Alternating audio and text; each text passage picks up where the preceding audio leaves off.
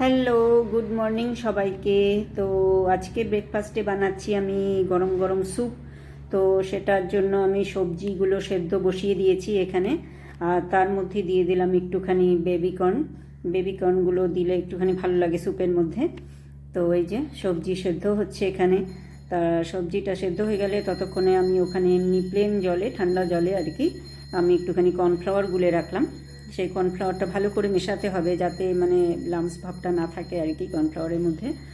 সেটা গুলিয়ে রেখে তারপরে সবজিগুলো সব সেদ্ধ হয়ে আসলে আমি তার মধ্যে সেটা দিয়ে দিব আর কি। তো দিয়ে দিলে ওই গ্রেভি ভাবটা, স্যুপের যে গ্রেভি ভাবটা সেটা চলে আসে আর কি। তো ওই যে আমি ওটা সবজির মধ্যে দিয়ে দিলাম, সবজিগুলোও সিদ্ধ হয়ে গেছিলো। তো দিয়ে ভালো করে এই যে গ্রেভি ভাবটা চলে আসলে স্বাদ মতো নুন ছিটিয়ে দিলাম আর একটুখানি গোলমরিচ দিয়ে দিলাম। ব্যাস তৈরি হয়ে গেল। তার মধ্যে একটা পোচ বানিয়ে দিয়েছি।